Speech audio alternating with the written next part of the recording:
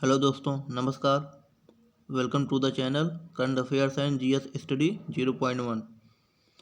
दोस्तों, आज हम जीके जीएस के कुछ 25 क्वेश्चन सॉल्व करने वाले हैं जो परीक्षाओं के लिए बहुत ही ज़्यादा महत्वपूर्ण हैं और पूछे जा सकते हैं। कृपया वीडियो को लास्ट तक देखें और यदि चैनल को नए हैं कृपया सब्सक्राइब कर दें, क्योंकि हम कुछ महत्वपूर्ण प्रश्नों की सीरीज चला रहे हैं जो आपके परीक्षाओं में पूछे जा सकते हैं।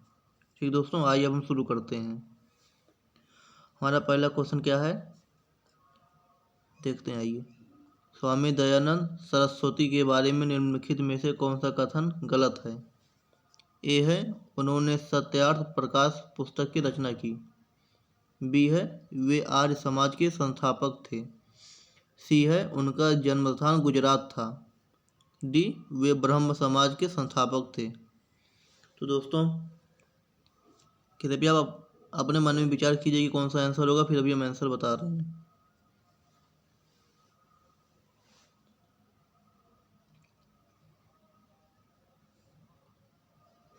चलिए दोस्तों, देखते हैं। स्वामी दयानंद सरस्वती के बारे में निम्नलिखित में से कौन सा कथन गलत है? ए, बी, सी, डी। दोस्तों, इसमें आपको भी मालूम होगा कि जो डी हमारा डी है, डी, ये ब्रह्म समाज के संस्थापक कौन थे? राजा राम मोहन राय थे। ठीक है, तो हमारा इसमें कौन सा कथन गलत है? डी, वे ब्रह्म समाज के संस्थापक थे। ये कथन गलत दिया गया है क्योंकि इसके संस्थापक राजा राम मोहन राय थे। ठीक दोस्तों, आइए अब हम आते हैं नेक्स्ट क्वेश्चन पर। हमारा अगला क्वेश्चन है, निम्नलिखित में से किस वर्ष में भारत के योजना आयोग की स्थापना की गई?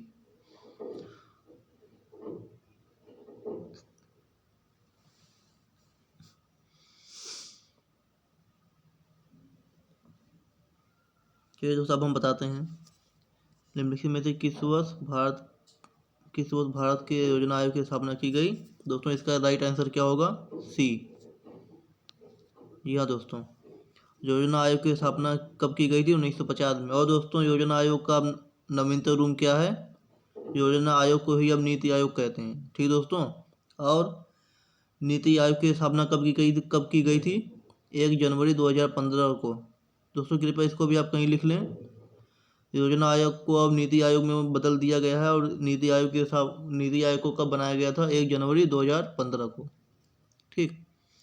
और दोस्तों, नीति आयोग का मुख्य कौन होता है? प्रधानमंत्री। अब नेक्स्ट आते हैं। नेक्स्ट क्वेश्चन है, निम्नलिखित में से किस वर्ष लंदन में द्वितीय गोलमेज सम्मेलन आयोजित किया गया था?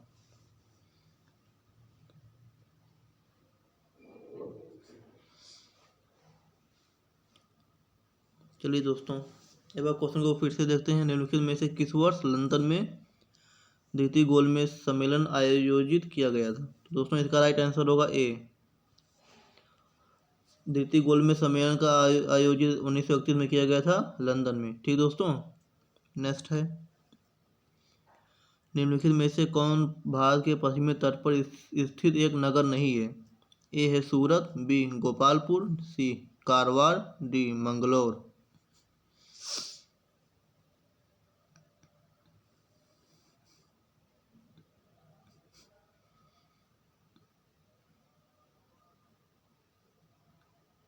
चलिए दोस्तों, अब हम ऐसा बताते हैं और फिर से क्वेश्चन को पढ़ते हैं। निम्नलिखित में से कौन भारत के पश्चिमी तट पर स्थित एक नगर नहीं है? तो दोस्तों, इसे आप सबको मालूम होगा कि ए सूरत, कारवार, डी मंगलौर, ये सब नदी किनारे स्थित हैं। ठीक दोस्तों, समुद्र के तट पर स्थित पश्चिमी तट के किनारे हैं। और दोस्तों, जो हमारे गोपालपुर है, ये आंसर सही होगा क्योंकि यह पश्चिमी तट पर स्थित नहीं है। ठीक दोस्तों, गोपालपुर पश्चिमी तट पर स्थित नहीं है। ठीक, ये वाला बी नंबर राइट आंसर है। नेक्स्ट क्वेश्चन है, इलेक्ट्रॉन वोल्ट की इकाई क्या है? करंट, पावर, संभावित अंतर, पोटेंशियल डिफरेंस, डी है एनर्जी, ऊर्जा।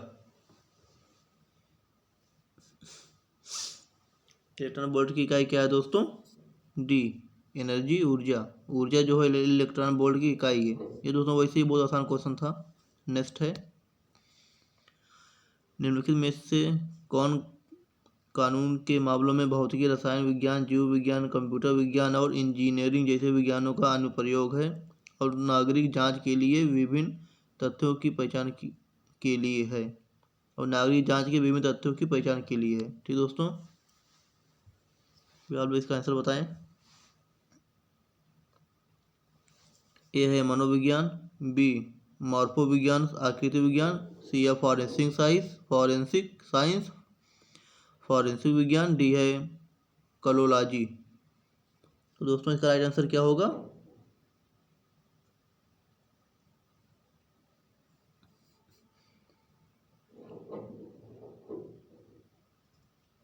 दोस्तों इसका राइट आंसर क्या होगा? सी फॉरेंसिक विज्ञान। ठीक दोस्तों, चलिए अब नेक्स्ट है, निम्नलिखित में से किसी जनवरी 2021 में भारतीय पशु चिकित्सा परिषद के अध्यक्ष के रूप में चुना गया था? तो दोस्तों अपना आंसर दिमाग में एक बार सोचें, फिर मैं आंसर बताता हूँ।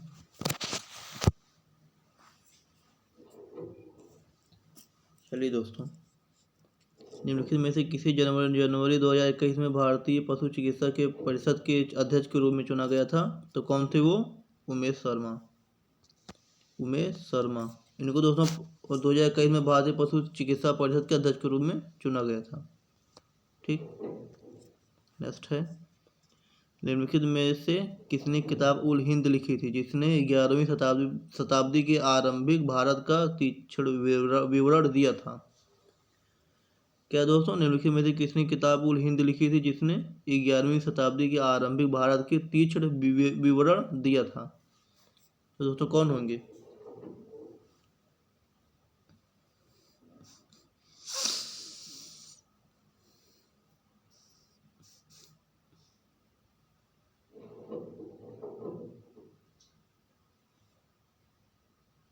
चलिए दोस्तों अब हम बताते हैं आपको। ये दोस्तों होंगे सी अल बिरूनी। किसने किताब उल हिंद किताब किसने लिखी थी? किसने लिखी थी दोस्तों? अल बिरूनी ने। और दोस्तों एक बात और अलग से ऐड कर लीजिए इसमें कि ये जो किताब लिखी गई है ये किस लैंग्वेज में है? तो ये दोस्तों अरेबिक लैंग्वेज में है, अरबी भाषा में है। ठीक दोस्तों, अरेबिक लैंग्वेज। ये भी पूछा जा सकता है कि ये जो बुक लिखी गई है किताब उल हिंद ये किस लैंग्वेज में लिखी गई है? तो दोस्तों क्या आप क्या लगाएंगे? टिक, अरेबिक लैंग्वेज में है। ठीक दोस्तों, अब नेक्स्ट है, 2021-22 के केंद्रीय बजट के अनुसार कितने क्षेत्रीय राष्ट्रीय वायरोलॉजी संस्थान स्थापित किए गए हैं? दोस्तों कितने होंगे?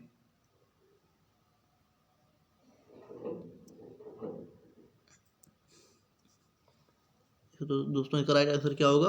डी, 4 राष्ट्रीय वायरोलॉजी संस्थान स्थापित किए गए। ठीक दोस्तों, नेक्स्ट है अब लेह में जनवरी 2021 में घाटी में पहली बार बर्फ पर चढ़ने का उत्सव मनाया गया था। तो दोस्तों कब मनाया गया था? सॉरी दोस्तों, कहाँ मनाया गया था पूछ रहा है। तो क्या होगा इसका आंसर? नुब्रा। लेह में जनवरी 2021 में घाटी में पहली बार बर्फ पर चढ़ने का उत्सव मनाया गया था, नुब्रा में। ठीक दोस्तों, नेक्स्ट है, निम्नलिखित में से कौन सा स्थान तांबे की खान के लिए प्रसिद्ध है? Which of the following places is famous for a copper mine? Khetri, Khojar, Gaya, Satna. तो दोस्तों इसका राइट आंसर क्या होगा? खेतरी, ए। चलिए अब नेक्स्ट, निम्नलिखित में से कौन हिंदुस्तान रिपब्लिक एसोसिएशन के संस्थापकों में से एक है? Who among the following was one of the founders of Hindustan Republic association?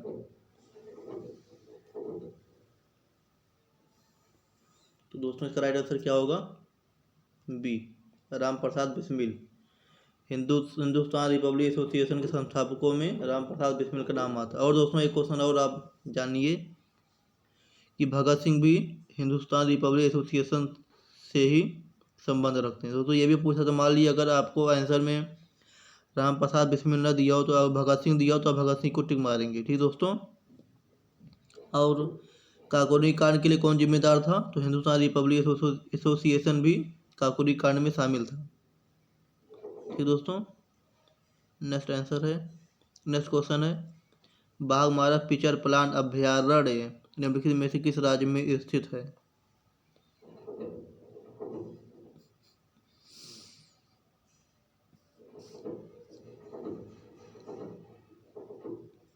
चलिए दोस्तों हम बताते हैं अब, बाघमारा पिचर प्लांट अभयारण्य निम्नलिखित में से किस राज्य में स्थित है? तो क्या होगा? डी, मेघालय। यह दोस्तों मेघालय में है। बाघमारा पिचर प्लांट अभयारण्य, Baghmara pitcher plant sanctuary Meghalaya में स्थित है। अब नेक्स्ट है, दिसंबर 2020 में गृह मंत्रालय ने आर्म्ड फोर्स विशेष अधिकार अधिनियम 1958 ASPA के तहत पूरे राज्य को 6 और महीने के लिए अशांत क्षेत्र घोषित कर दिया था। तो क्या आप दोस्तों क्वेश्चन को घुमा कर पूछ सकता है, आप कृपया क्वेश्चन को ध्यान से पढ़िएगा। इन्होंने पूछा 2020 में किस राज्य को 6 महीनों के लिए अशांत क्षेत्र घोषित किया गया था? तो उसमें क्या आंसर होगा? नागालैंड, सी। नागालैंड को 2020 में 6 महीनों के लिए अशांत घोषित किया गया था। और दोस्तों इसके साथ एक बात और जान लीजिए कि क्या है ये? असम। दोस्तों ये तो 2020 का पूछ रहा है, और 2021 में यदि आता है कि किस क्षेत्र को अशांत घोषित किया गया था, तो दोस्तों असम में 2021 में असम को 6 महीने के लिए अशांत घोषित किया गया है ASPA के द्वारा। ठीक दोस्तों, और एक बात और, इस अधिनियम के इस कानून ASPA को कितने समय के लिए आसान घोषित कर सकते हैं? मतलब कि किस राज्य को कितने समय के लिए आसान घोषित किया जा सकता है?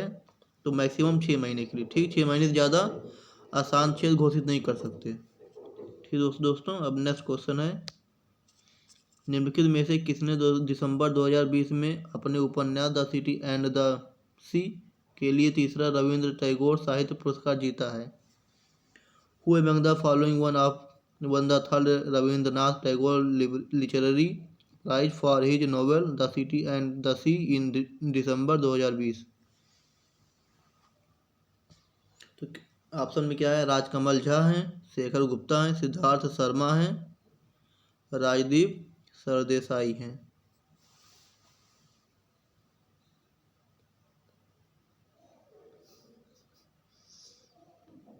तो दोस्तों इसका राइट आंसर क्या होगा? चलिए हम बता दें, इसका दोस्तों जो राइट आंसर है वो होगा ए, राजकमल झा ने द सिटी एंड द सी के लिए तीसरा रविंद्रनाथ टैगोर साहित्य पुरस्कार जीता है 2020 में। ठीक दोस्तों, राजकमल झा ने। ठीक, next question, unique transaction reference number एक कैरेक्टर कोड है जिसका इस्तेमाल RTGS सिस्टम में किसी ट्रांजैक्शन की विशिष्ट पहचान के लिए किया जाता है। तो दोस्तों इसकी संख्या पूछा, क्वेश्चन आप कृपया ध्यान से पढ़िएगा। इसमें इसकी संख्या पूछा कितनी संख्या होती है इनकी। ठीक, तो बताइए आप लोग कितनी संख्या होगी?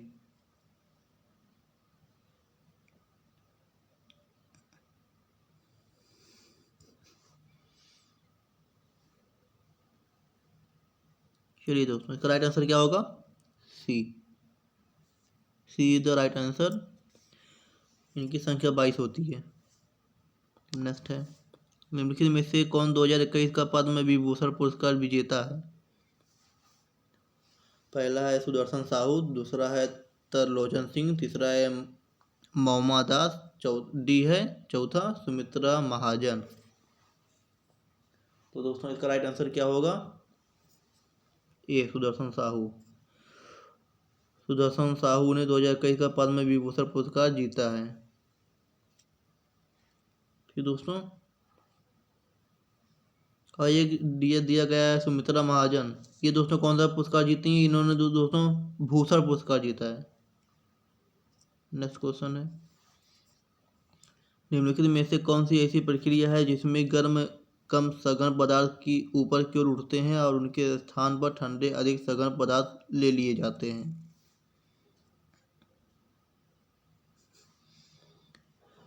चलिए हम क्वेश्चन को फिर से पढ़ते हैं, निम्नलिखित में से कौन सी ऐसी प्रक्रिया है जिसमें गर्म कम सघन पदार्थ ऊपर की ओर उठते हैं और उनके स्थान पर ठंडे अधिक सघन पदार्थ ले लिए जाते हैं? तो इसमें पहला ऑप्शन है संघनन, दूसरा ऑप्शन है विकिरण, तीसरा ऑप्शन है प्रवाहकत्व, चौथा ऑप्शन है कन्वेक्शन, कन्वेक्शन। दोस्तों इसका राइट आंसर इसका क्या होगा? D, convection. ठीक दोस्तों, अब नेक्स्ट क्वेश्चन है, निम्नलिखित में से किसने 1979 में भारत के प्रधानमंत्री के रूप में मोरारजी देसाई की जगह ली थी? दोस्तों इसका राइट आंसर क्या होगा? मोरारजी देसाई की जगह कौन प्रधानमंत्री बना था? दोस्तों ये है चौधरी चरण सिंह, बी। इन्होंने चौधरी चरण सिंह ने मोरारजी देसाई की जगह ली थी, यही प्रधानमंत्री बने थे। ठीक, नेक्स्ट क्वेश्चन है, निम्नलिखित में से किसका आयाम रैखिक संवेग के समान है? निम्नलिखित में से किसका आयाम रैखिक संवेग के समान है? तो दोस्तों इसका राइट आंसर क्या होगा? ऑप्शन में क्या क्या दिया है? आवेग है, काम है, तनाव है, ऊर्जा है। तो दोस्तों इसका राइट आंसर होगा डी, एनर्जी, ऊर्जा। ऊर्जा का आयाम रैखिक संवेग के समान होता है। ठीक, नेक्स्ट है, गुरुद्वारा पातालपुरी साहिब नदी के किनारे स्थित है। गुरुद्वारा पातालपुरी साहिब नदी के किनारे स्थित मतलब, या दोस्तों यह गुरुद्वारा पातालपुरी साहिब किस नदी के किनारे स्थित है? ठीक, तो आंसर में क्या होगा? ऑप्शन में दिया है गंगा है, सतलज है, यमुना है, ब्यास है। तो दोस्तों राइट आंसर क्या होगा? सतलज नदी।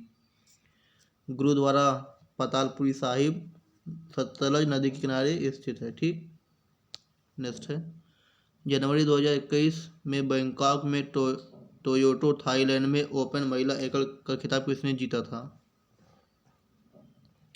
क्या दोस्तों जनवरी 2021 में बैंकॉक में टोयोटा थाईलैंड ओपन महिला एकल खिताब किसने जीता था?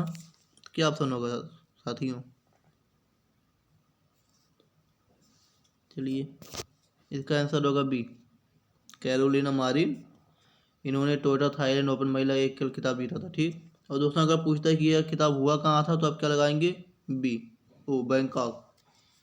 ठीक, नेक्स्ट क्वेश्चन है, अब इसका आंसर क्या है? B, Carolina Marin. ठीक, अब नेक्स्ट क्वेश्चन पर आते हैं, निम्नलिखित में से किस योजना का उद्देश्य ब्रॉडबैंड इंटरनेट सेवाओं को तेज करने में मदद करता है?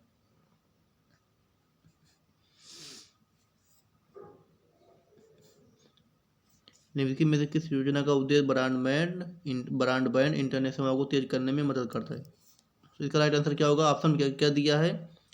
पीएम ध्वनि, पीएम इंटरनेट, पीएम वाणी, पीएम वार्ता। इसका राइट आंसर क्या होगा दोस्तों? सी, पीएम वाणी। पीएम वाणी जो है ब्रॉडबैंड इंटरनेट सेवाओं को तेज करने में मदद करता है। ठीक, नेक्स्ट, गुर्दे की संरचनात्मक और कार्यात्मक इकाई क्या है? इकाई होती है किस तरीके की होती है? आंसर में क्या है? नेफ्रॉन है, कॉर्टेक्स है, मूत्रवाहिनी है, मज्जा है।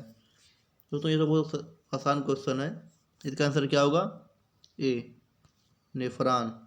ठीक दोस्तों, नेफ्रॉन है।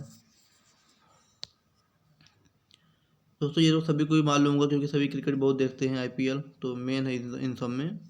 एबी डिविलियर्स ने आईपीएल 2020 में निम्नलिखित में से किस फ्रेंचाइजी टीम के लिए खेला था? तो क्या आंसर होगा? B, Royal Challengers Bengaluru. ठीक दोस्तों,